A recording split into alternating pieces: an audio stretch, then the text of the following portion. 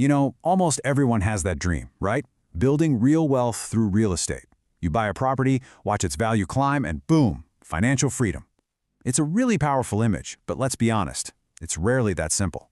So today, we're going to cut through all that hype and take a good, hard look at what it actually takes to become a real estate investor. And this quote, it just sets the stage perfectly. Yeah, fortunes are absolutely made in real estate, but they can also be lost. Success isn't just about celebrating the wins. It's really about having the stomach to navigate the challenges that are, trust me, gonna come up. So, before we jump into all the cool strategies and the risks, let's just make sure we're all starting from the same place. When we say real estate, what are we even talking about?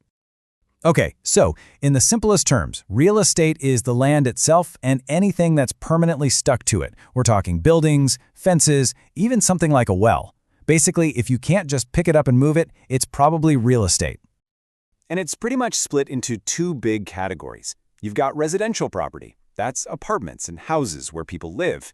And then you have commercial property, which is all about business, buying, selling, and making a profit.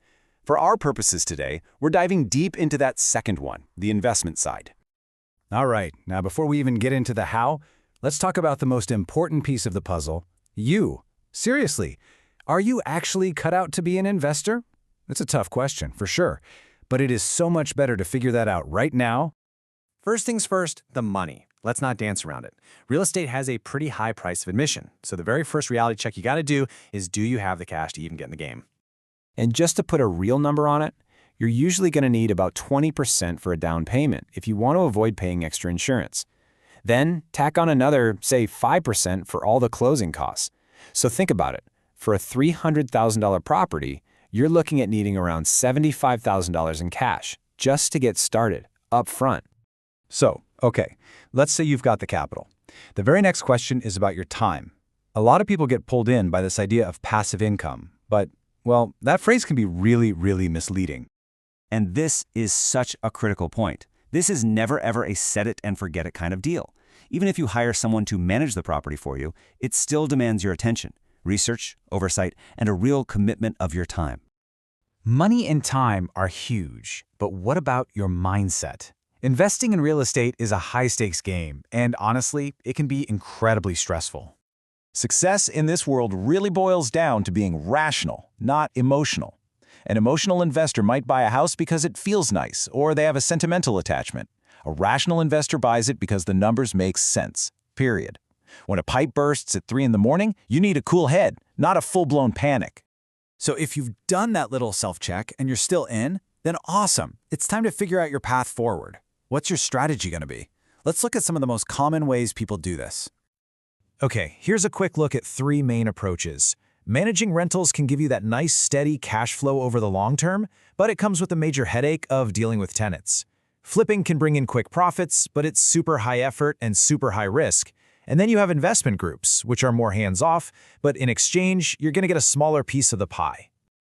Now, the flip is probably the one you've heard the most about, right? The idea is simple. You buy the ugliest house on the best street, you fix it up with smart renovations to add value, and then you sell it quickly for a nice profit. It's that classic buy low, sell high formula. But this is where we have to talk about the TV fantasy versus the gritty reality. Those home renovation shows make flipping look so fun and glamorous. What they conveniently leave out are the late nights, the maxed out credit cards, and the million little things that can and absolutely will go wrong. It is tough, demanding work. Look, no matter what path you end up choosing, you are going to face risks. That's not a maybe, it's a guarantee. A smart investor isn't someone who avoids risk, they're someone who understands it, plans for it, and knows how to manage it. These right here, these are the things that keep investors staring at the ceiling at night. A crazy market, tenants from hell, or that one surprise roof repair that just eats up all your profit for the year. Knowing about these isn't meant to scare you. It's about making sure you build a plan with enough of a cushion to survive them. And here's something that applies to literally everyone, not just people trying to be professional investors. Your own home is an investment. Buying a house in a neighborhood that's stagnant or worse, declining, is one of the biggest financial risks you can take.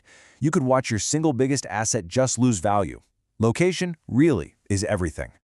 Okay, so we've covered the what, the how, and the what-ifs. Let's kind of bring it all home now by looking at the personal qualities, that inner compass, that seems to guide all the successful investors through the chaos. You see, in the end, success in real estate isn't really about having the most money or getting lucky. It's about character. It's having the dedication to do the work, the rational mind to make the hard calls, and an ethical approach that builds a great reputation. The best investors are planners, and maybe most importantly, they never ever stop learning. And that's really what it all comes down to, isn't it? The information is all out there. The strategies are pretty well known. The only question left is the one you have to ask yourself. Looking at everything it really takes, the money, the time, the stress, the mindset, are you truly ready?